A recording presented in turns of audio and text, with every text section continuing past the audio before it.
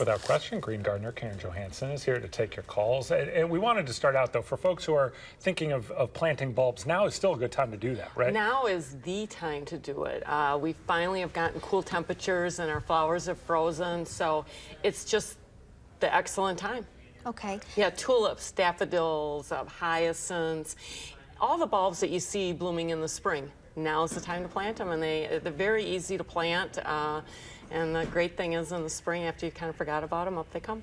Up they come. Hey, do you want to give everyone an update on things that have happened with the greenhouse in the last couple of, couple weeks? Or It's kind of been a whirlwind. You know, Johannsen's closed in August. Our last day was August 6th, and the buildings are all gone now. And it's kind of strange to drive down the Beltline, but my brother, sister, and I, and my mother were all doing fine. And the big question is, what's everybody doing? And we're decompressing and tying up loose ends. And I've had a job since I was 13, so it's very odd not to have to work. So I'll get on with my work soon, but not yet. Well, we hate to see you go, of course, but we're so glad that you're here with us. Oh, I love being the Green Gardener, and thanks for having me back. Okay, well, we do have a caller. We have Caroline from Marshall.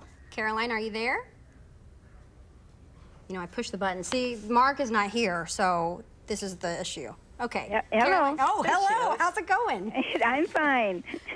Go ahead with your question. My question was, is it too late to cut back my spirea bushes? Well, if you have the variety of spireas that bloom in the early spring with the white flowers, if you cut them back, you're going to cut the flowers off. Now, so it won't hurt the plant, you'll just get rid, you won't have any blooms next spring.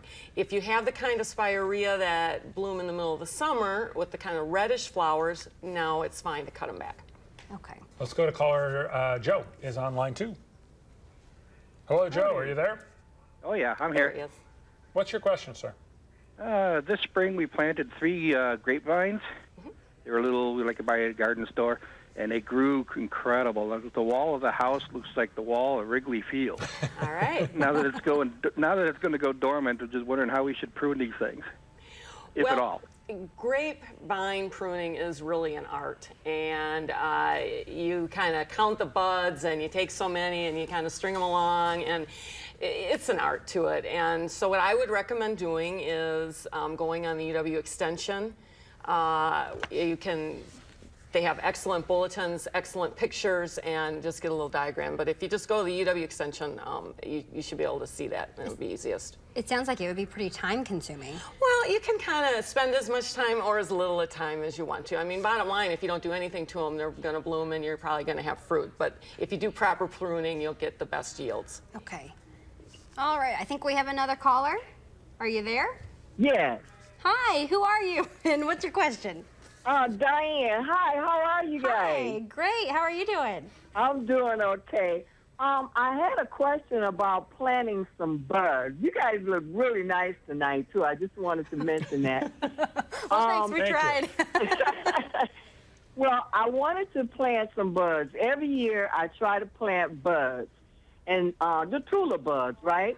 Sure. And when I put them in the ground, and then right before the summer comes, I'm expecting them to come up. The leaves will come up first, and then I'm wondering why haven't the buds actually come up? What is causing this? I mean, what can I put down to stop the squirrels from eating the buds before they even get up? That's a tough one.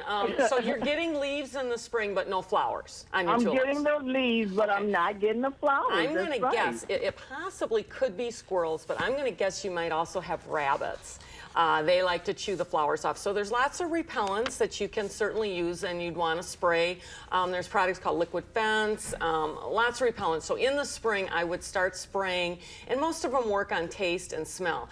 Now, as far as the fall, some people will plant their tulip bulbs now, and the squirrels dig them up this fall, so they don't even get a chance to come up. And there's lots of repellents, but your best thing to do is put some screening down. After you've planted your bulbs, put some screening down, put a couple bricks on there. That way it gives a physical barrier and they can't dig, but you do have to remember to remove it in the spring. Those squirrels are really pesky, They get aren't everywhere. They are. But there's lots of different things. There's dried blood and there's hot pepper and lots of different things that you can try. Oh, wow. Let's go to Jean, who's calling in from Barneveld. Hi, Jean, how are you? I'm good. How are you? Good, thanks. What's your question? I ordered some bulbs and they're not here yet. So I was wondering what the latest is I can plant them, and if they don't get here in time, can I plant them in the spring? I always tell people that you can plant your bulbs until you can't. So by what that I mean, you can literally plant them until the ground is frozen and you can't dig in it. So you'll have plenty of time yet. So hopefully they'll come soon. If the ground is frozen, literally that you can't plant them once they arrive, planting in the spring probably isn't going to work so well. You might want to try to force them, which means you'd plant them in pots. And but there's going to be a lot of time before the ground is frozen. So I think you're in good shape still. What if the ground freezes and then, I guess, if we get like a hard freeze once, you can still plant them again? Oh, absolutely. Okay. Yeah, we're going to have lots of frost before the frost is actually in the ground. I mean, these temperatures that we've been having in the high 20s, the ground isn't going to freeze for a long time. Typically, the ground actually freezes around Thanksgiving, but it can vary a lot. Okay. Well, thank you so much for your time and for being here. We hope that we got to all of your questions at home as well. So. Well, thanks for having me. It's great to meet you both. Yeah. Thanks, Karen. We didn't mess up too bad, hopefully. With We only cut off one person, I think. I think so too. Well, thanks so much.